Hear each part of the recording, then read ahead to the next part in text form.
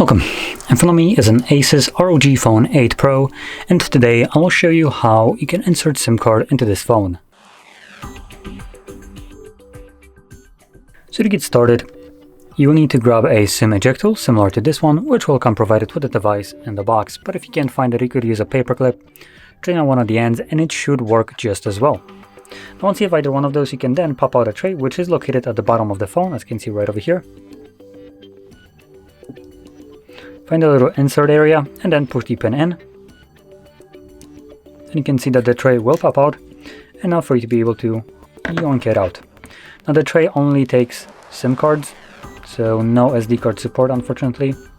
When placing the card on the tray, make sure that it clips in all the way. It should lay completely flush on the tray. And then insert it back into your device. And the card should start working right away. There we go. And that unlocks the card. So there we go. Now if you found this video helpful, don't forget to hit like, subscribe, and thanks for watching.